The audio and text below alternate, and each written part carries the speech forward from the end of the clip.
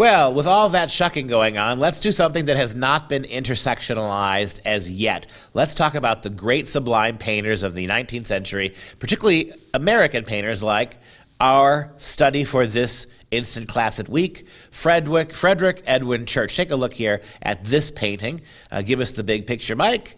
And you get a sense really in this picture, I think, about the scope and the dimension. This is, by all accounts, a really big canvas. It is almost 5.5 feet by 9.5 feet. The canvas itself is really, really big because it's got a really, really big story to tell.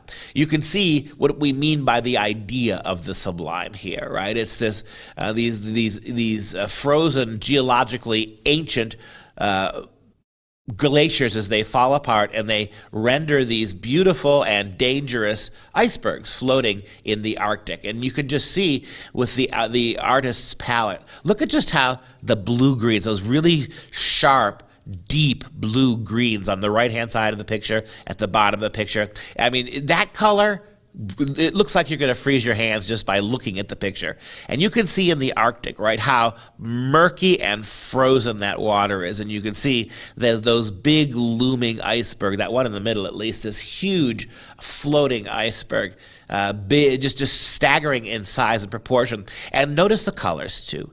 Now, this is an Arctic landscape, and so you can see here is the cold, the chill, the beautiful way the dim Arctic light of the sun trying to pierce through those smoky clouds muddles more than anything else. Doesn't clarify the water, right? It doesn't reflect. It very, very weakly reflects back what it is seeing there in the icebergs and the scape itself. And so, really, a beautiful picture that has a deep connotation, a lot of cool imagery, a lot of great coloring in this picture, and you get a sense of the sublime. I should mention quickly about the sublime. And the sublime is, this kind of art is named sublime art because of the feelings it is supposed to invoke when you see it. Just to be like, imagine how big these canvases are, and imagine standing before in the middle of the wilderness, and had this clear view of the Milky Way, on no city lights dimming it, just seeing the thing for what it was, or standing for the first time before Niagara Falls. That's going to be one of our church pictures for later in the week. Standing before the beauty, the stark beauty of the natural world. Now keep in mind too, that in Europe, a lot of that had been blunted because Europe, for thousands of years, had been developed. Yes, you still had the Alps and Italy, France, and Switzerland, and they were gorgeous, and the Europeans were doing sublime painting as well. To stand at the foot of the Matterhorn, or to stand on the place in the Alps where Hannibal's elephants traveled in winter 220 years ago. Those are staggering things. The feeling of the sublime.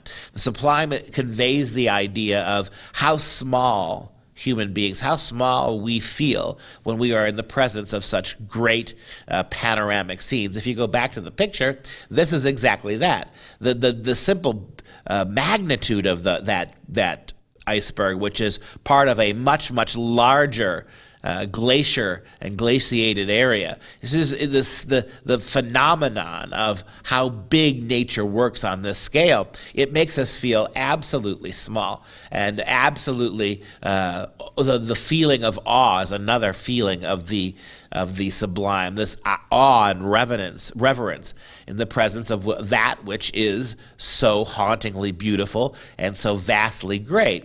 This particular picture was inspired, Church was inspired by his 1859 voyage to the North Atlantic, sailed around Newfoundland and Labrador.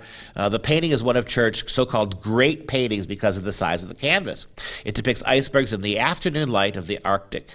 It was first displayed in New York City in 1861, again, the year of that began the Civil War. Visitors were paid, this is interesting, visitors paid 25 cents admittance to see a one painting show.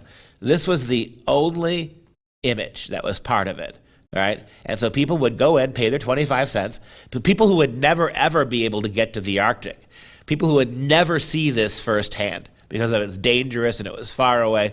You could pay a quarter, which is a lot of money in 1861, to go into a gallery and see just this picture. Similar one-painting shows were done by Church in Boston and London as well.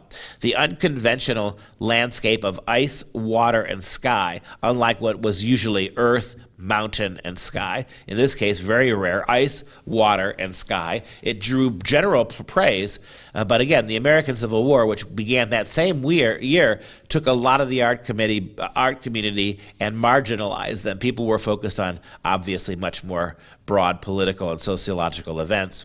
This painting went missing for about 100 years. It was lost. It was bought early in the 1900s, and then disappeared. Nobody knew where it was. It was after a search, it was found again in 1979, where after a number of galleries started hunting for it, and at that time they found it in a private residence where it had been for almost 100 years, just hanging there. No one really quite aware of what they possessed in terms of its wealth. In 1979, the painting was auctioned off in New York City for $5.2 million, which at the time made it the most expensive selling painting by an American artist ever offered up.